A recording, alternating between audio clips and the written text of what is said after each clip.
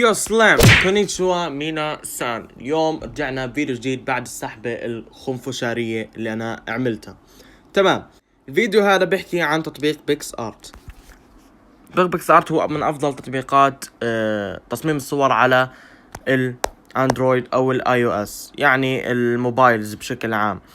في عنا هذا فوتوليب وبيكس آرت. بيكس آرت اخترته دون عن فوتوليب لعدة أسباب راح أذكرها كمان شوي، أو فيديوهات قادمة عن ميزات هذا التطبيق. راح نبدأ سلسلة راح أحكي عن هذا التطبيق، راح أسوي شوية توتوريالز وبس. قبل ما ندخل في مضمون الفيديو لازم أحكي لكم عن هاي الشغلة إنه هي آخر 5 شهور أو الفيديو الأخير في قناتي هو كان فيديو تايتانيك، وهو فيديو تراك يعني راب يعني سينجينج، تمام، مش فيديو. وهاي الشغلة أنا عملت لها قناة خاصة. ليش؟ لأنه هاي القناة خلاص راح أخصصها، يعني ما راح ينزل تراكات أكتر على قناتي، راح أخصص هاي القناة للفيديوهات وهذيك القناة للراب. فاللي مهتم القناة تحت بالديسكريبشن، قاعد بحاول أنشر القناتين هاي الفترة. المهم ندخل على تطبيق بيكس آرت. تطبيق بيكس آرت صار له تحديث تقريبا قبل فترة وجيزة، يعني قبل 2 أو 3. وهذا هو تطبيق بيكس آرت. أول ما تدخل هاي هي الواجهة، بتكبس على علامة الزائد الموجودة هون وبتروح عشان تصمم الصورة اللي انت بدك تصممها. ناخذ على سبيل المثال هاي الصورة، اعلانات سيئة. ناخذ على سبيل المثال هاي الصورة عشان نشرح عليها التولز بشكل مبدئي. اول اشي عنا اللي هي خانة التولز اللي راح نشرحها بهذا الفيديو، او راح اشرح شوي منها، او راح اشرحها حسب مدة الفيديو، والله لا ادري، مثلكم يعني. فراح اشرح هاي الاداة التولز. اول اشي اللي هو الكروب. شو هو الكروب؟ انك توصل للصورة زي ما انتم شايفين بكل بساطة. راح تقص الصورة، شوية تفرعات بس احكي لكم عنها، مثلا زي هذا الاشي اللي فوق. هذا الاشي اللي هو حجم الصورة، بتقدر تعدل على حجم الصورة مانيوالي، يعني تكتب حجم الصورة اللي انت بدك اياه زي هيك مثلا، وصارت زي اللي انت كاتبه. فهمتوا انتوا الموضوع؟ فهذا هو حجم الكروب. انت هون بتحدد حجم الكروب، وهنا اول ما تدخل ببين لك حجم الصورة كاملة. مثلا لو انت بدك تساوي صور، بدك تعمل بلوج او اشي زي هيك، بدك تساوي احجام الصور مع بعض، بتحط احجام الصور، يعني اتوقع شغلة معروفة. هون في اشكال للكروب، تمام. اول اشي بتقدر تعمل روتيت هيك بالكروب، روتيت ليفت، روتيت رايت، كل الروتيت اللي انت بدك اياه. وفي اشكال للكروب مثلا زي السكوير هاد، زي هذا احجام يعني. نروح للاداة الثانية اللي هي الفري كروب. الفري كروب هاي انا ما بستخدمها كتير، لكن هي انه مثلا شايفين وجه جيسو، انا مثلا بس بدي وجهها دونا عن كل اشي بالصورة، فراح احدده من اداة البرش اللي هاي. لازم اشرح البرش بس على السريع. انا البرش بتقابلنا في كل برنامج تصميم، والبرش نفس السيتنجز. هذا السايز تبع البرش، يعني حجم هاي، يعني مثلا هيك، او اللي هو هيك حجم هيك، يعني حجم البراش، تمام. فاحنا راح نحط حجم هيك متوسط، وراح نروح زي هيك نص شيء. راح اسرع بس الفيديو عشان فهمكم. وهيك احنا بنكون حددنا وجه جيسو، تمام. يعني هو مش تحديد خرافي، لكنه تحديد، يعني انت بتقدر تسوي اشياء وبتاخد الصورة زي ما هي. نرجع هسه احنا لصورتنا، اوكي. هذا هو الفري كروب. طبعا لما تحدد زي هيك مثلا تقدر تشيل التحديد ببرش إريز. وهذا الاشي لا ادري كيف اشرح، لكنه زي قلم التحديد بالفوتوشوب مثلا، زي هيك. هون بطلع لك صورة جميلة جدا توضح لك مسام الصورة والتفاصيل الدقيقة. لو انت بدك تسوي جد اشي دقيق وجد، هي يعني الصورة متفاعلة معك. شفتوا كيف روعة البرنامج هذا؟ روعة زي كأنه إلي عم بمدحه. المهم خلص، يعني هيك احنا حددنا. انا يعني بستخدمش هاي الادوات كتير، بستخدم ادوات تانية سوف اعرفكم عليها. الشيب كروب. شو الشيب كروب؟ اللي هو مثلا انت راح تختار شكل معين ولا مربع مياو، لا جد، شكل معين للشيب كروب، اللي هو يعني كيف يعني شكل معين للشيب كروب؟ ما does not make sense. لا جد، هون تريانجل مثلا، مثلث زي هيك تحطه، وهيك بيطلع معك هيك الصورة. يعني بعرفش اشرحها، يعني هي موضوع عملي بعرفش اشرحه كلاميا. هيك مثلا لو صورة بروفايل بتجيب هيك تعمل هيك. هون في ستروك، يعني بدك تحط عليه ستروك هيك اطار خارجي من هدول الالوان. اللي بعده اللي هو الديسبرجن، تمام، اللي هو ايش؟ اللي هو التلاشي. تلاشي هاي اللي شرح الموضوع كان هاي، يعني خلص انشرح الموضوع قريت. واشرح لكم الموضوع هذا بسرعه. اللي هو مثلا انا بدي احدد هون هاي المنطقه وبعدين بدي اعمل هيك، بصير هيك فيها. فهمتوا انتوا كيف؟ فاحنا هون بنعدد المطمطه، يعني كيف اشرحها بهاي باللغه العربيه؟ المطمطه اللي هي تمدد، ايوه فصحى ليكونس، تمدد الديسبرشن زي هيك، يعني التلاشي هيك. وهذا السايز تبعه، يعني الموضوع انتوا شايفينه هذا اتجاهه زي هيك. هذا يعني كم يبين يعني الاوباسيتي تبعته.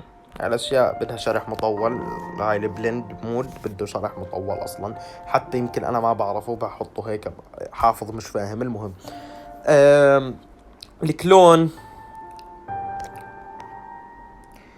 الكلون لو خلونا يعتقونا بحالنا شركة البرنامج، تمام. انك بدك تحدد شغله وتنسخها. مثلا انا بدي احدد هذا، وهذا الاشي بفيد انك تشيل مثلا ايد جيسو زي ما انتم شايفين هون. هاي البرش هاي فيها هاردنس واوباسيتي.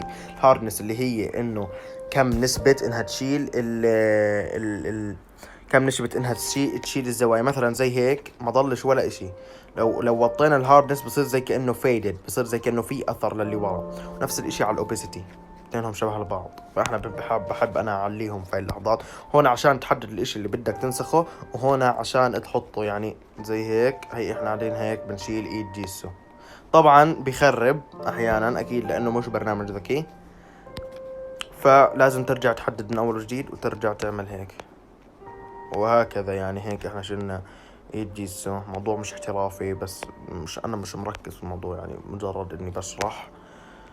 و يب زي هيك يعني بتقدر تحط احترافية وتجيب هاي هون وتجيب هاي هون وتشيل الايد كاملة. هذا هو. هون طبعا بتقدر تحذف لو خبصت زي هيك. وهاي البرش تبعت الحذف فيها هاردنس ويا اوبسيتي زي ما شرحنا بشوي. وبس هذا هو. انا ما بعرفش ليش مستعجل بالكلام، لكن سلكولي. الريموف انا ده هاي بحبش استخدمها كتير، بحب استخدمها للنصوص او الاشياء الغريبة. فهي ده هيك بتعمل بكل بساطة. وهيك بتعمل ريموف. ابدا مش دقيق، وبشرح لكم بعدين الاداة هاي شو بتستخدم بمثال تاني، لانه هاي الاداة ما بتستخدم هون. ستريتش اللي هي هلا اي صورة في العالم مكونة من بيكسلز. انت هون راح تلعب بالبيكسلز هاي عشان تغير الصورة. فمثلا عين جيسو موجودة هون، انا بدي اخليها هون، ماشي. هيك بدي اعملها، يعني استغفر الله العظيم، بس هو هذا المقصد يعني من هاي الاداة. او هاي اللي هي السويرل، انك هيك تعمل. هل بتقدر تخفف قوة هذا الاشي، بتقدر تخفف حجم البرش، بتقدر هيك تعمل.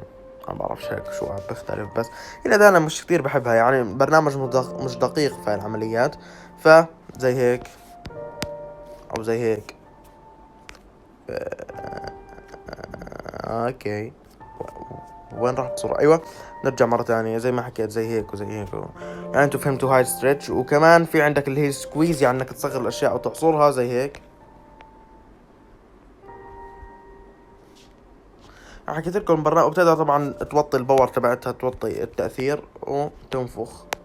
عامل مش قوي في هاي الامور. تقدر ترجع كل شيء، يعني هاي زي كأنها تمسح الخبايص اللي انت سويتها او انت خبصت. فهيك خلاص هي بترجع. اللي بعده اللي هو الموشن. حرفيا ما بعرف شو بيعمل في الحياة، فما راح اشرحه. والله جد ما بعرف. السليكشن تول اللي هي انك بدك تحدد بس بشكل اوتوماتيك تقريبا. فالموضوع بيكون بشكل اوتوماتيك اكتر. يعني مثلا انك بدك تعمل هيك، وبدك تجيب اللي هو هذا الشيب، ماشي. والشيب هذا هيك مثلا بدك تعمل فيه تمطه وتلعب فيه، وبدك تحدد شغلة لكن بشكل اوتوماتيك. والله ما بعرفش كيف اشرح بكلامية يعني. هذا التحديد اوتوماتيك بيعتمد على غباء البرنامج الاصطناعي، قصدي ذكائه الاصطناعي. ف اللي هي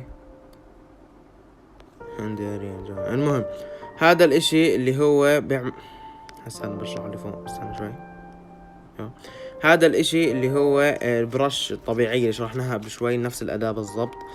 اللي فوق هو اللي بيميز الموضوع. مثلا لو انا بدي اعمل كات فراح اشيل كل الوجه من الصورة، ماشي. لو انا بدي اعمل كوبي فراح انسخ الوجه واحطه مثلا هون، او احطه هون، او احطه هون مثلا، او احطه هون، او احطه هون، او احطه باي مكان، لاني حددته وعملت له كوبي. هون لو بدي اعمل له كروب يعني بشيله بس بشكل يعني باخده هو لحاله، يعني you know what I mean. نرجع نشرح. وبس هاي هي الاشياء الموجوده في هاي التول. يعني الافكتس، يعني مثلا انا بدي احدد هاي المنطقه بدي احط عليها HDR.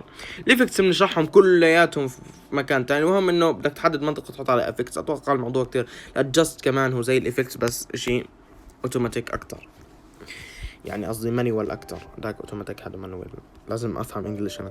الكيرفز اللي هي سطوع ما سطوع وهاي الاشياء، اشياء شويتين معقدة وبشرحها بفيديو تاني. يعني مثلا هيك صارت الصورة شوي جاي على جري، تفهمين الموضوع.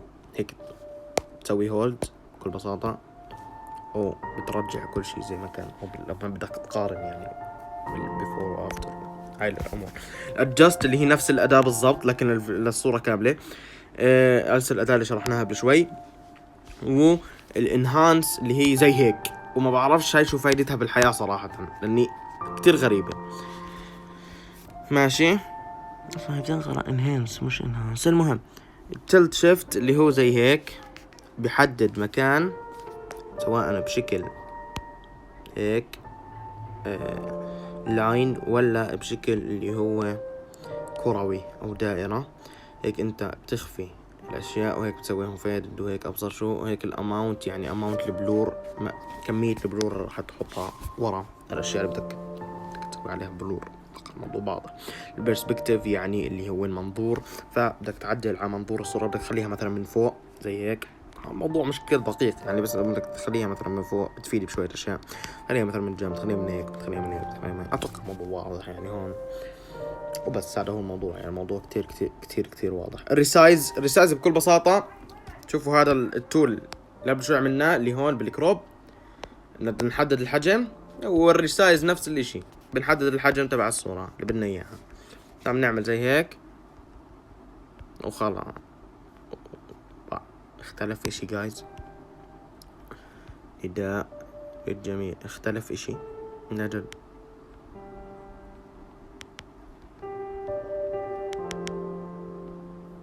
هو اتوقع وضحت الفكرة. انا مخربط في كل شي، بس هي وضحت الفكرة. يعني بدك تحجم بدك انتوا فهمتوا علي. الفليب او الروتيت يعني زي هيك، او هيك او هيك او هيك او هيك او هيك او هيك او هيك، يعني you know what I mean. اللي بعده خلاص. شو اللي بعده؟ هيك احنا من جماعة بنكون خلصنا الفيديو. والله انا استمتعت بالفيديو مع انه قصير. ان شاء الله بالفيديو الثاني بنعطي امثله اكثر، بنعمل اشياء اكثر، بنشرح قائمه الفيكس، وبنشرح وبنعمل وبنسوي وهيك. المهم يعني تابعوا السلسله، وزي ما حكيت لكم قناه الرابط تحت. القناه هاي اشتركوا فيها، سووا لايك بليز. ولو وصلت لهاي النقطه فانت رهيب جدا. اوكي بايزون.